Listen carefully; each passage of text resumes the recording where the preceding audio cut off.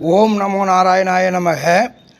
20 kids வாலிபர்களே, இளைஞர்களே, வயோதிகர்களே அனைவருக்கும் இனிமையான காலை வணக்கம்.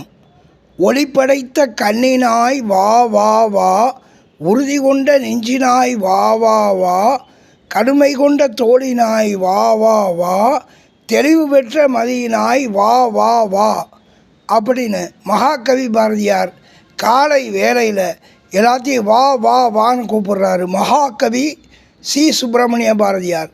ஒளிப்படைத்த கண்ணினாய் வா வா வா, உறுதி கொண்ட நெஞ்சினாய் வா வா வா, கடுமை கொண்ட தோளினாய் வா வா வா, தெளிவு பெற்ற மதியினாய் வா வா வாங்கிறாரு. தெளிவு, மன தெளிவு இருக்கணும்.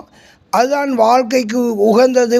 20 கிட்ஸ் வாலிபர்களே, இளைஞர்களே, வயோதிகர்களே ஒரு விஷயத்தை வச்சுக்கணும். ஆனால் 20 கிட்ஸில் பைத்தியங்கள் நிறையா அலையுது.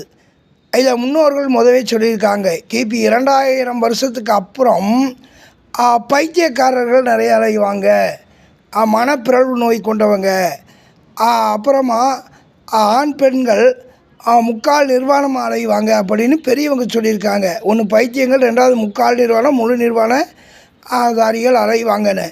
இதுக்கு உதாரணமாக பார்த்திங்கன்னா, cellphone 2G 3G 4G 5G வந்துருச்சு. நம்ம 6வது அறிவு கொண்டவங்க. 6 அறிவு இன்னும் பூர்த்தி ஆகலை. நம்ம மனிதனாகலை. 5 அறிவு ஜீவன்கள் கூட நம்மளை ஓவர்டேக் பண்ணி நல்ல விதமாக போய்கிட்டு இருக்குது.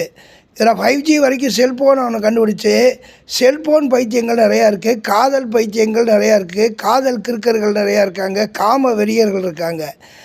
இப்போ பார்த்திங்கன்னா ஆன்மீக பைத்தியங்கள் ஒரு பக்கம் இருக்குது. இதில் கோவை, திருப்பூர், உடுமலைப்பேட்டைக்கு மத்தியில் செஞ்சேரி மலை அப்படின்னு ஒரு பகுதி இருக்குது. அது தென்சேரி மலைன்னு பேர். பல்லடம் தென்சேரி மலையில் பார்த்திங்கன்னா நல்லவங்க, ரொம்ப நல்லவங்க. நம்ம இந்திய நாடே உலக நாடே நல்லது தான். அதில் பல்லடம் பகுதி, இந்த பகுதியெல்லாம் நல்லவங்க தான். திருப்பூர், கோவை, இந்த செஞ்சேரி மலையெல்லாம் அதில் ஒரு சில பைத்தியங்கள் அலைவாங்க. ஆன்மீக பைத்தியங்கள்னு சொல்லலாம். அந்த ஆன்மீக பைத்தியங்களை பார்த்தாலே நல்லது. பொதுவாக பைத்தியத்தை காலையில் பார்க்குறது நல்லது, ஆன்மீக பைத்தியங்களை பார்த்தாலே நல்லது. அப்படி நண்பர்களே, பைத்தியம் ஆன்மீக பைத்தியமாக இருந்துட்டால் பரவாயில்ல. பைத்தியம் தெரியணும்னா பத்தியம் இருக்கணும். பைத்தியம்னா குழப்பிக்கிறது. பத்தியம் இருந்தால் தான் தெளிவு வர முடியும். பத்தியம் இருந்தால் தான் தெளிவு விட்டு சத்தியமாக முடியும்.